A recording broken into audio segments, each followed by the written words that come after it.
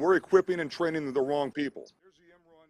Congressman Ducan Hunter joined the Marine Corps after 9/11 and fought in both Iraq and Afghanistan.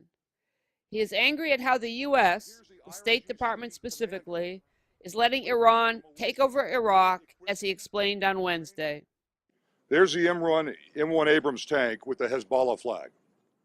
I don't care what the State Department says, they can't argue with this. At the best, the State Department has been derelict in their duties, and at the worst, they've been complicit with allowing the Iranians to take back what I and a lot of my brothers in arms fought for. Here's pictures of Soleimani with the Iraqi militias, with the Iraqi militia leaders.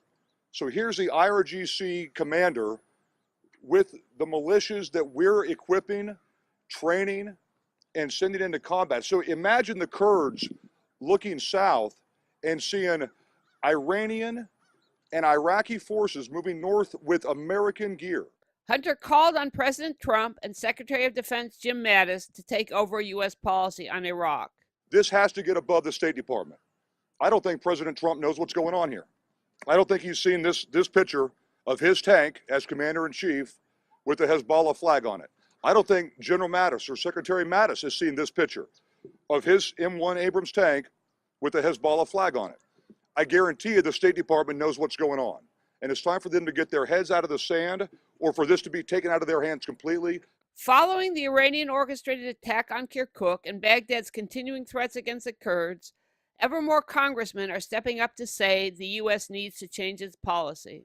Ducan Hunter's voice has become the loudest and clearest, perhaps at least in part because he speaks with the authority of an Iraq War veteran. I mean, our president slams Iran every day.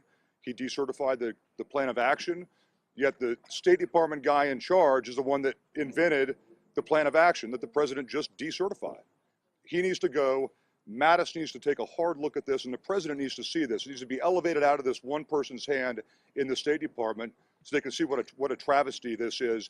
We will place additional sanctions on the Lori regime Milroy, to Kurdistan block their 24, financing Washington, D.C.